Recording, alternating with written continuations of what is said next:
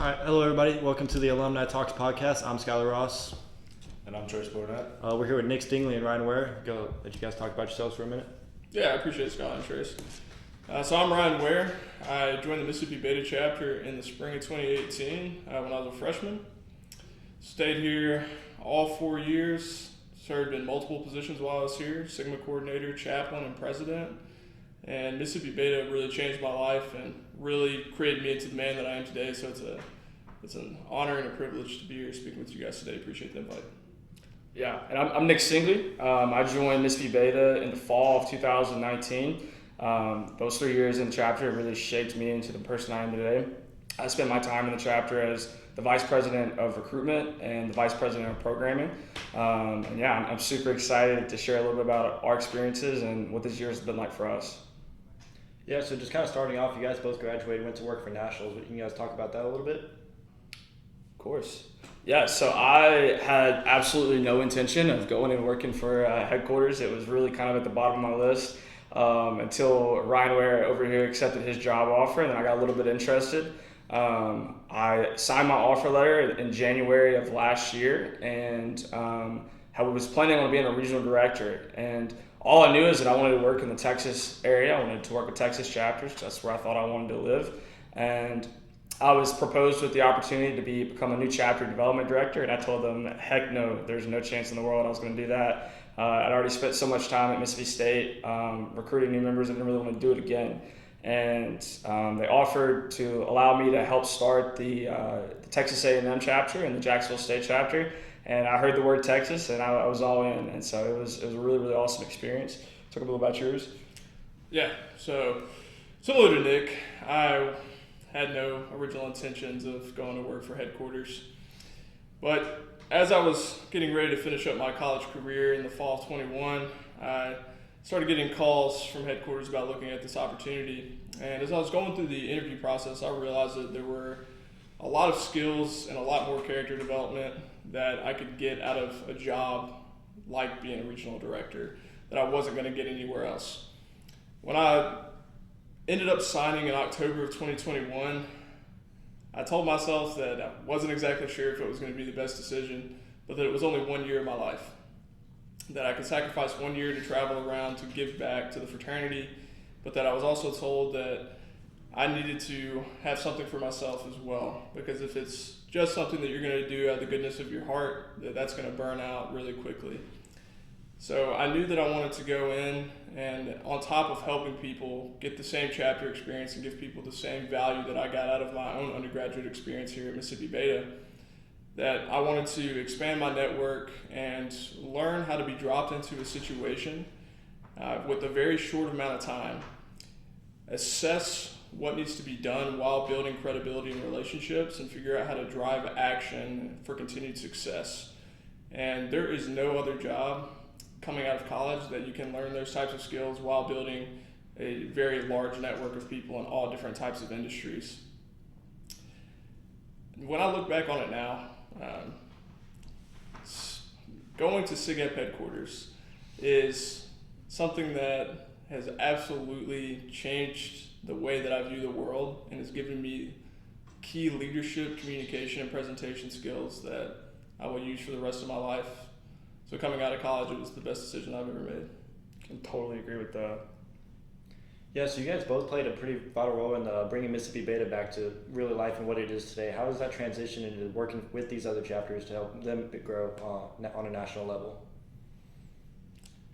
I'll take that one first. Yeah, you hit it up, man. Yeah, so it was kind of everything.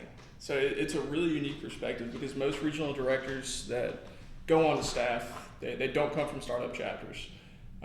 Nick and I both joined when there wasn't very many guys. All we had was some men sitting in some of the classrooms here on campus at Mississippi State in a dream. We knew what we wanted this place to be, but it was the aspiration of having a goal that we couldn't physically see, but that we wanted to strive for. And how do you get people to organize, work together, and inspire them to achieve said goal? Where that differs from a lot of other people that go on staff is a lot of other people already had some form of foundation built at their chapters. They kind of joined it, went through went through the motions. They made some impacts while they were there, but there is a whole different skill set that comes with doing it from scratch here at Mississippi State. And when I'm going to my chapters in Texas, Arkansas, Kansas, and Oklahoma, those same skills that I learned here, how to inspire a shared vision and drive action, is absolutely necessary to working with other young men across the country. Because if you don't know how to build credibility with people, if you don't know how to tie what's in it for them and what this experience can be for them, then they're not going to listen to you. There's a very negative perception of regional directors. When I go to a different chapter, people always wonder, is this going to be somebody I can trust? Is this going to be somebody I should even waste my time listening to? So the opportunity to actually build something here from basically scratch into what it is today. Granted, you guys have done a great job of carrying on what this place will continue to become. But the opportunity to start that and be the foundation has not only earned me credibility, but allowed me to show chapters, both small and large, how they can continue to build their success for a continued lasting legacy. 100%. I think that my time at Mississippi State honestly put me in a position to be really successful at my job. I had to essentially be able to come in and start a chapter from absolutely nothing. Come to a campus where SIGEP is not there, and with nothing but a vision, inspire and get guys on board to spend the next 4 years of their life building something that's a lot bigger than themselves.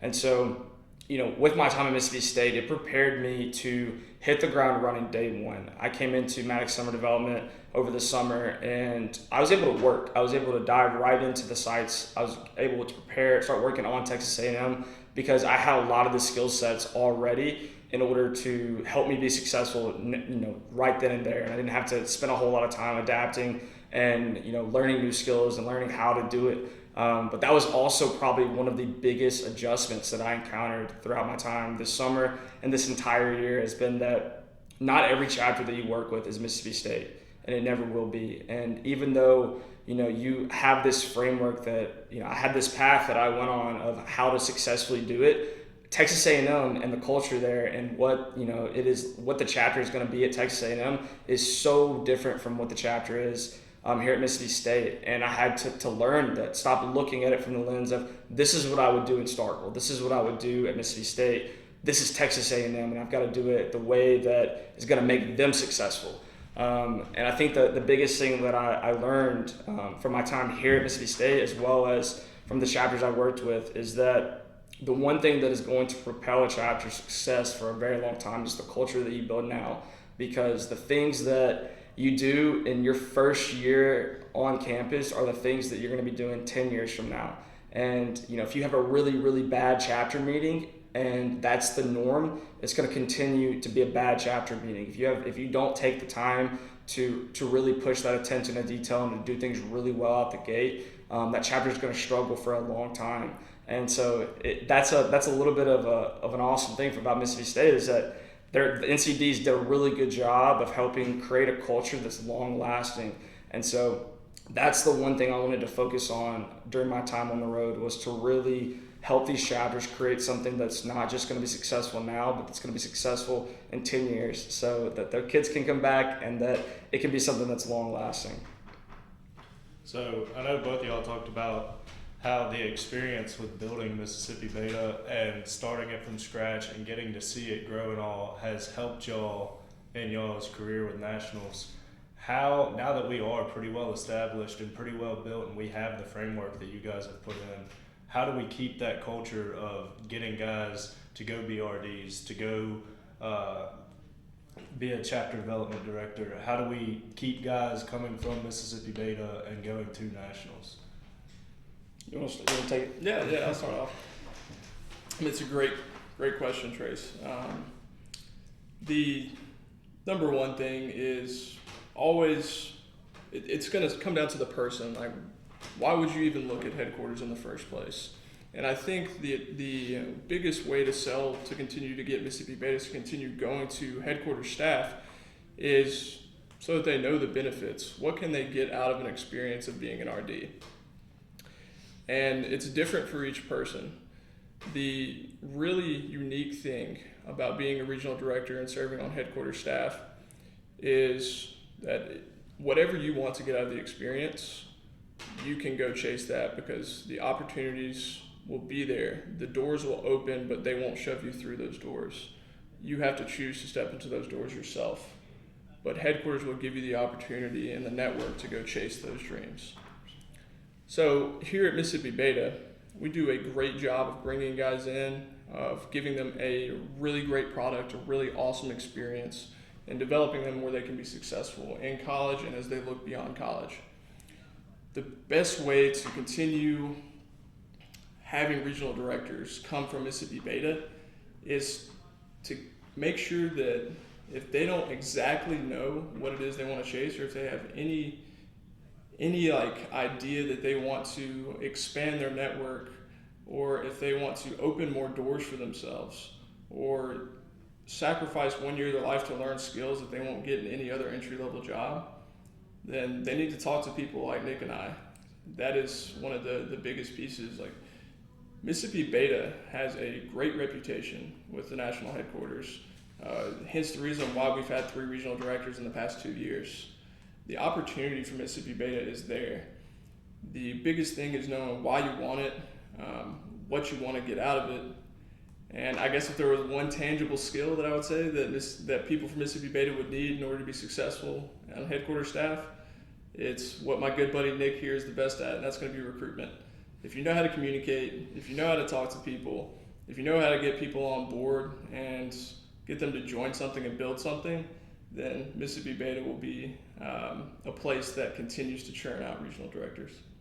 And I think that the one thing that I would say is that it kind of ties back into why did I choose to go to work for the national organization? What made me decide to do it? And it's the experience that this fraternity provided me.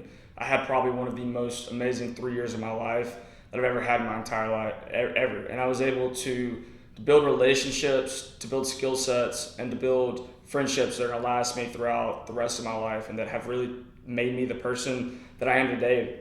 And I truly, truly love the experience that I had here in Starkville. And I remember when I was trying to make this decision on whether I wanted to go and work for the national organization or if I wanted to just dive right into my career, I had someone, a close friend of mine, kind of challenge me, and they said, I've never seen you more passionate about something in your entire life. That I've never seen you love something more. I've never seen you work harder for something. I've never seen you put more time and invest more time into anything you've ever done. And if you don't take the opportunity to go and do this, you're going to be looking over your shoulder for the rest of your life and thinking about what could have been. And the only reason I was in that situation is because of the experience this chapter provided me and the experience that I had while I was at Mississippi State. And I think as long as you guys continue to create a high quality experience that people genuinely love with all their heart, you're not going to have an issue with RDs continuing to come out of Mississippi Beta. That's one thing I want to touch on as well, if I can just kind of stay on this topic 100%. A little bit, is like Nick, you talked about like the experience that we get here. I know that you've been out building chapters, but with my experience working with 20 different chapters across Texas, Arkansas, Kansas, and Oklahoma, I have not come across a single chapter that has the experience and the community and the culture like we have here. And that speaks volumes to what SIGEP can really be for people. And that's what inspires the type of passion, the type of inspiration that Nick was talking about that wanted him to go pursue that. And I don't know how many chapters that the listeners here will know, but the culture here at Mississippi Beta really is unique. And we have made headlines and close to the top of the leaderboards in a very short amount of time based on what these guys continue to do here today. So the thing would be is we already have the recognition. We have the great product.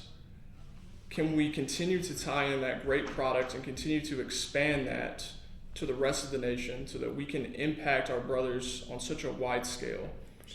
It doesn't just have to be a perspective to where, how do we keep Mississippi Betas going to be regional directors, but it's how do we expand the Mississippi Beta vision?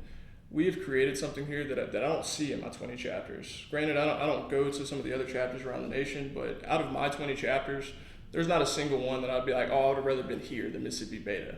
100%. It's just doesn't happen for me. It just doesn't exist. So there's this opportunity for Mississippi Beta to expand the knowledge, the culture, and the vision to help other young men that are just like us, that join the fraternity for the same reasons but don't get the same type of experience that you guys get here. And that's just it's a great opportunity. So just as much as it would be cool for Mississippi Beta to continue sending regional directors, I almost see it as a really cool opportunity and nearly a necessity for headquarters to recruit people from Mississippi Beta so that we can expand the culture like we built here. Yeah, so you guys kind of both touched on a little bit about the success of Mississippi Beta and where we're at now. We're coming up on the summer conclave in August, hoping for our second Buck Cup in a row. What does that, guys, look like for you on a national level? I guess the process of like chapters who are searching for a Buck Cup, like what stands out for Mississippi Beta compared to the rest of the chapters on why we may deserve a Buck Cup over someone else, or why these other chapters are also searching for a Buck Cup? I think at the end of the day, I mean, every chapter wants to be the best, but you're only, like I've said this several times throughout this year, is that you're only as successful as you are consistent. And that is something that we, as a chapter here at Mississippi State, have really, really thrived at doing really successfully.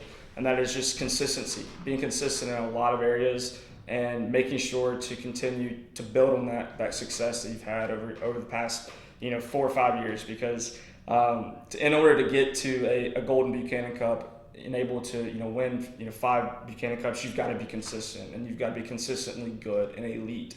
And I think that if the question is how can other chapters get there, or like what would chapters need to be doing in order to be that successful, it's learning how to get really good at what you do and making sure that you're consistent in all the things that you do. Does that answer your question? Yeah. Tracy, you got something? All right. I know something that our chapter advisor tells us a lot, and I've heard both of y'all say it, is like the way to keep moving forward and keep making sure that we stay at the top is to replace yourself 2 times over, whether that's physically bringing in 2 more people or bringing in somebody who's 2 times better than you could have been, or teaching these guys to be better than we were. And you kind of hit on being able to spread the Mississippi Beta vision, and I kind of see that as our vision, as we're always looking for somebody to be better than us within ourselves. How is regional directors and working with nationals and traveling to these other chapters, do y'all spread that vision?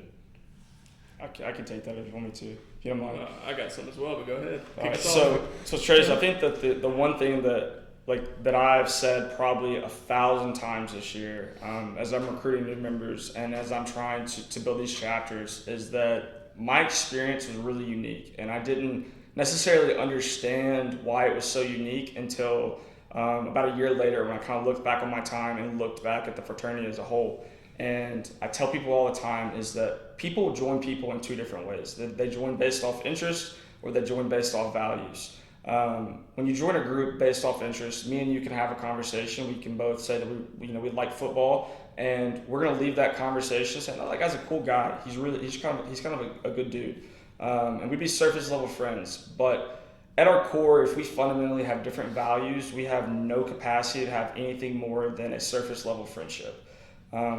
On the opposite end of the spectrum, when you recruit based off of values and you join people based off of values, we don't have to have the same interests. We can like 2 completely separate different things, but if we still have those same core values, we have the capacity to love each other on a really deep level and to have a long lasting friendship that lasts for the rest of your life. And I tell people all the time is that was my experience. I didn't have 5 people that had the same interests as me. None of my friends had the same interest as me. The entire group, if you look at it, you're like, how did these people meet? You've got guys that are interested in cars, cowboys, people who like sports. You got people from all different walks of life, all different interests, and they come together and they build this fraternity was built off the values that we all hold dear. And that's what brings this brotherhood together. That's what brings people together.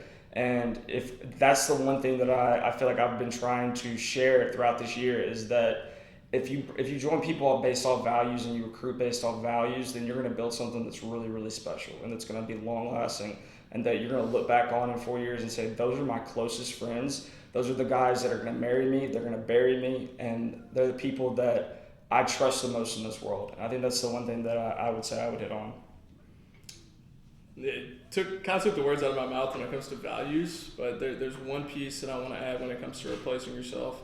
And it's not just in the recruitment aspects. I think most people that understand SIGEP and fraternities realize that the lifeblood of fraternity is recruitment. If you don't have men coming in and out of the chapter, then you're not really a fraternity. You can replace pretty much everything and still be a fraternity, but if you don't have any men, you're not a fraternity. The one thing that I think is really special that I want to take one step further, what Nick was talking about, when it comes to talking to executive members across my region, I always ask them one question, and that is, what is the most important job of a leader?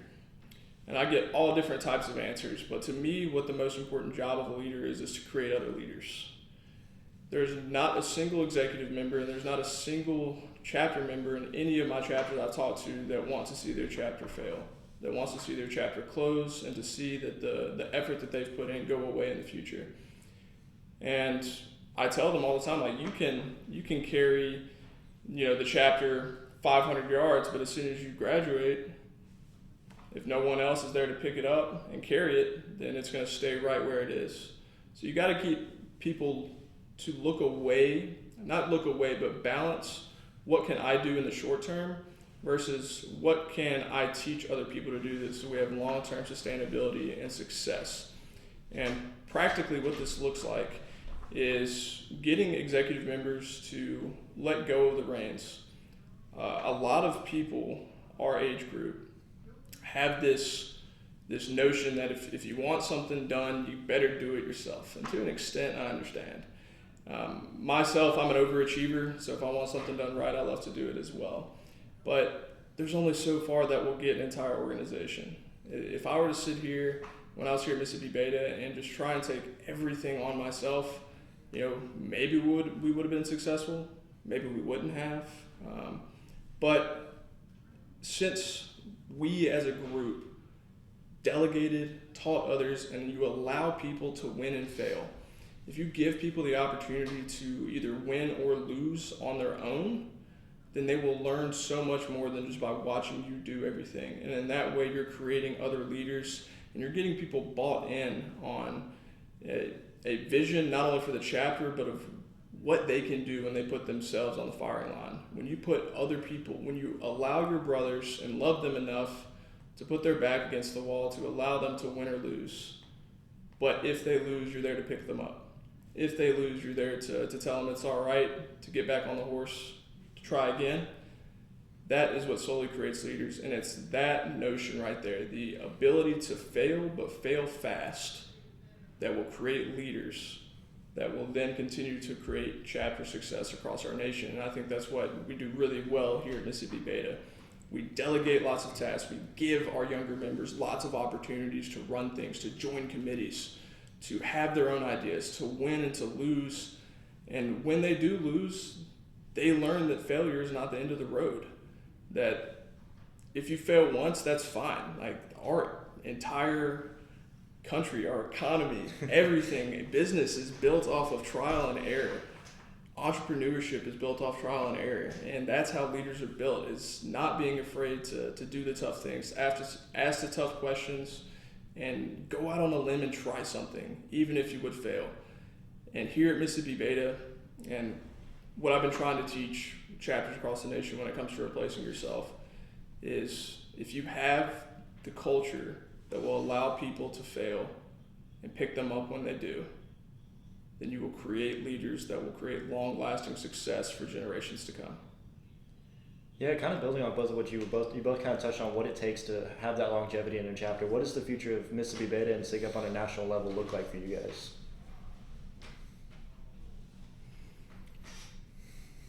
You want my idealistic answer? Yeah. Where I currently see Mississippi Beta, we've had a crazy restart. Like, people around the nation know who we are because of our restart. which you guys continue to hit on. I mean, you guys just won another Excelsior Award the other day. Like, you guys are crushing it. What I see in the future for Mississippi Beta is easily a Gold Buchanan Cup. I mean, 5 Buchanan Cups in a row. I definitely see that in our future. It's not something that's a pipe dream. It's something that is very, very attainable here. But even bigger than that, what I see is Mississippi Beta being a gold star in the Southeast. And I think that there are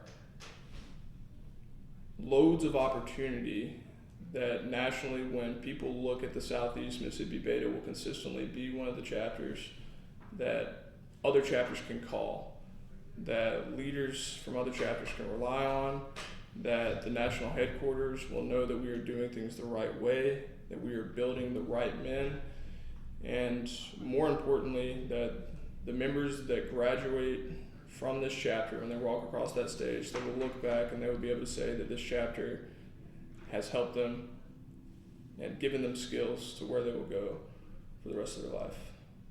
So I think that the biggest thing is that I foresee for this chapter is just continuing to create an experience that positively impacts people and that really makes you a better man.